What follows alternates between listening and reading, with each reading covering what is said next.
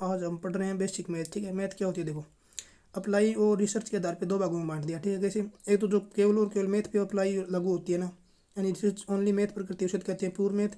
और जो होती है अदर सब्जेक्ट पे, ठीक है, जैसे कंप्यूटर हो गया, साइंस हो गया, इंजीनियरिंग, उसे कहते हैं अप्लाइड मैथ। ठीक है, और अपने क्या क्या पढ़ना है इसमें? प्योर मैथ में आता है number system, arithmetic, mathematical analysis, algebra जिसमें पोलिनोमल दे दो दो चाहिए, लाइन इक्वेशन, टू वेरिएबल, दो चाहिए देखिए समीकरण आ गया, लाइन। और जियोमेट्री में आते हैं फिर लाइन, एंगल, सर्कल, मेंसुरेशन। ठीक है, और अप्लाइड मैथ में कोई क्या पढ़ना होता है? कैलकुलेशन, सेट थ्योरी आ जाती है, ट्रिग्नोमेट्री आ जाती है, स्टैटिक्स आ जाती है, प्रोबेबिलिटी आती है। ठीक है, अपने को पढ़ना क्या क्या है इसमें? अपने को पढ़ना है एक नंबर सिस्टम पढ़ना है पूरा, और ये पढ़ना है अलजेब्रा वाले दो टॉपिक, और जियोमेट्री में पढ़ना लाइन, एंगल और मेंसुरेशन बेस्ट पढ़ना है, बेस्ट पढ़ना है, और स्टैटिक्स पढ़नी है। ठीक है, और हम पढ़ रहे हैं स्टैटिक्स। स्टैटिक्स देखो क्या स्टैटिक्स क्या करती है? स्टैटिक्स करती है ऑब्जर्वेशन यानी पर्यवेक्षण, और इसका मूल आधार होता है डाटा। देखो क्या करती है? डाटा का कलेक्शन करती है, संग्रहण, क्लासीफाई यानी उसको प्रेजेंटेशन करती है, यानी उसका वर्गीकरण करती है, फिर प्रेजेंटेशन होता है, फिर क्या एनालिसिस होता है, विश्लेषण होता है। ठीक है, इतना याद रखना है। अभी देखो क्या है डाटा कलेक्शन, क्या है? यानी डाटा कलेक्शन या फिर डाटा दो प्रकार का होता है। ठीक है, एक तो होता है प्राइमरी डाटा, ठीक है, और होता है सेकेंडरी डाटा। प्राइमरी डाटा क्या है? इसे कच्चा कच्चा माल या कहते हैं, इसे मौलिक भी कहते हैं, मूल भी कहते हैं। ठीक है, और ये जो द्वितीय आंकड़े होते हैं इसे क्या कहते हैं? इसे निर्मित माल कहते हैं, यानी मुद्रित होते हैं, और इसे यांत्रिक भी कहते हैं क्योंकि बार ये यंत्रवत मतलब प्रक्रिया से गुजर चुके होते हैं। ठीक है, अब देखो क्या प्राइमरी डाटा जो होती है ना, इनमें क्या होता है? इनमें क्या संकलन में क्या है? समय, श्रम, धन अधिक लगता है। ठीक है, और इनमें लगता है कम सेकेंड में। ठीक है, इतने याद रखना है।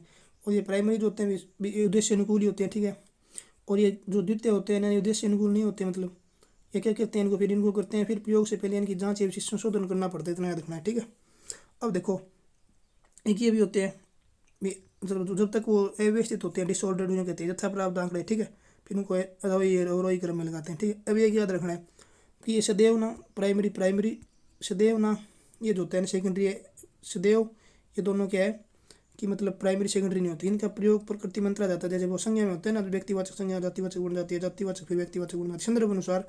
मतलब ये एक दूसरे के लिए प्राथमिक हो सकते हैं और सेकेंड भी हो सकते हैं। ठीक है, अब हम पढ़ते हैं डाटा संग्रहण की विधियाँ। ठीक है, डाटा कलेक्शन मेथड क्या होती है? ये मुख्यतः दो भागों में है। प्राथमिक डाटे जो होते हैं प्राइमरी आंकड़े जो डायरेक्ट होते हैं, इनडायरेक्ट होते हैं द्वितीय। ठीक है, अब इनकी क्या क्या विधि होती है? इनमें पांच होती है। एक तो होती है प्रत्यक्ष व्यक्तिगत अनुसंधान, एक होती है अप्रत्यक्ष मौखिक अनुसंधान। ठीक है, एक होती है स्थानीय स्रोतों या संवाददाताओं से सूचना प्राप्ति, एक होती है अनुसूचियां बनाकर सूचना प्राप्ति, एक होती है प्रगुणों को यानी न्यूमिनेटर द्वारा सूचना प्राप्ति। ठीक है, ध्यान रखना है।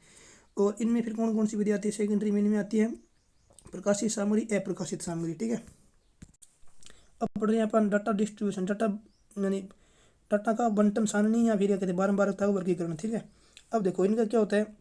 इनका अरेंजमेंट ऑफ फ्रीक्वेंसी यानी बारंबारता की जो विन्यास होता है, उनकी विधि क्या होती है? वो होती है मतलब, ठीक है, ये होती है फोर एंड क्रॉस मेथड, यानी फोर ऐसे करके एन मानते हैं, फोर एंड क्रॉस मेथड। ठीक है, इसे टेली बार भी कहते हैं। ठीक है, इतना याद रखना है बस।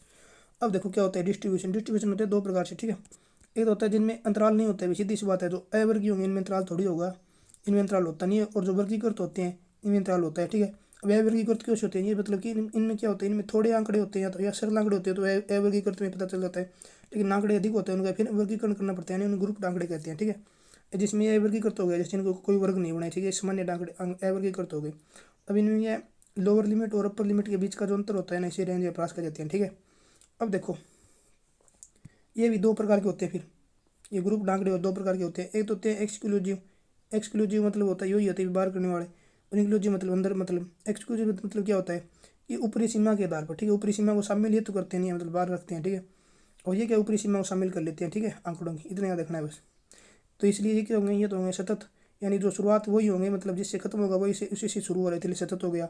और अपवर्ज्य हो गया। ठीक है, सतत हो गया, अपवर्ज्य हो गया। इसमें क्या होती है देखो, लोअर लिमिट अपर लिमिट समान होती है, इसमें होती है असमान। ठीक है, इतना याद रखना है बस। अब अपन पढ़ रहे हैं अपवर्जी। ठीक है, फिर पढ़ते हैं समावेश। अपवर्जी में देखो यही होता है, पढ़ चुके हैं जैसे, मतलब समान होता है। ठीक है, लोअर लिमिट अपर लिमिट। ठीक है, इतना याद रखना है।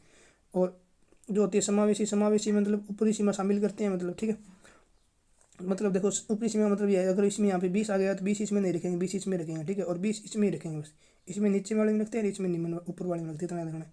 अब देखो क्या ये क्या आ गया, ये जैसे ये क्या है? ये समावेशी है, 1120 हो गया, 21, 31। ठीक है, ये सारी समावेशी है। अब क्या है समावेशियों को फिर मतलब क्या बनाना है? अपवर्जी बनाना हो तो क्या करते हैं? निम्न सीमा में 5 एक घटाते हैं और ऊपरी सीमा में 5 जोड़ते हैं। ठीक है, वर्ग अंतराल तो सेम होना चाहिए। ठीक है, इतना याद रखना। वर्ग अंतराल जो यहाँ पे है वो यहाँ पे लेना चाहिए। ठीक है, यहाँ पे जैसे 10 है तो यहाँ पे 10 लेना चाहिए। ठीक है, इतना याद रखना है।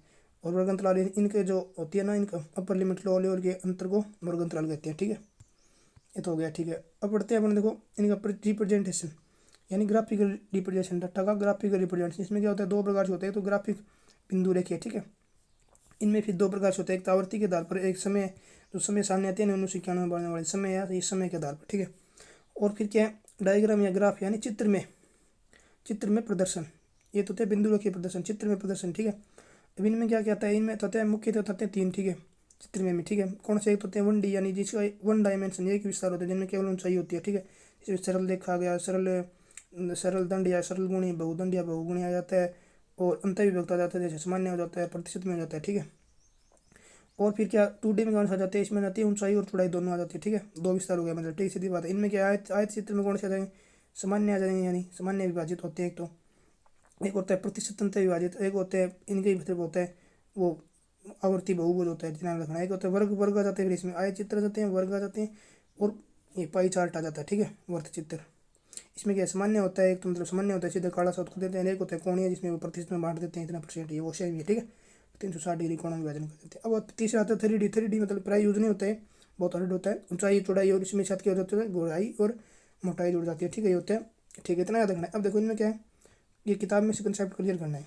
ये जो आवर्ती वाले ना, इसको ऐसे ही रखे हैं, मतलब इनमें ये भी शामिल कर लेते हैं, सरल दंड गुणी, बहुदंड गुणी, और ये आयत चित्र वाला विभाजित होता है, और इसमें भी वो मिला लेते हैं रेखा से, तो बहुभुज बन जाता है। ठीक है, वो याद रखना है बस इसमें, और पाई चार्ट भी उसमें रख लेते हैं। ठीक है, अब देखो इनका मेजरमेंट ऑफ सेंट्रल टेंडेंसी, केंद्रीय प्रवृत्ति मापन क्या है, मध्य होते हैं। ठीक है, और मध्य का भी वर्गीकरण किया गया स्थिति आधार पे, गणितीय आधार पे, जैसे व्यापारिक आधार पे। ठीक है, इतने याद रखना है। स्थिति आधार पे होते हैं बहुलक, जिसे जेड से दर्शाते हैं, मध्य का होती है जैसे एम से दर्शाते हैं, और समांतर माध्य जैसे एक्स के ऊपर बार से दर्शाते हैं। ठीक है, बाकी ये फिर ये भी मतलब इसमें याद रखने थोड़े से, गुणोत्तर माध्य आते हैं, राशनक माध्य और वर्गीकरण माध्य। ठीक है, इतना याद रखना है। और ये जो होते हैं ना, ये मध्य, ये इसी को समांतर मध्य कहते हैं। ठीक है, यही पढ़ेंगे अपन। ठीक है।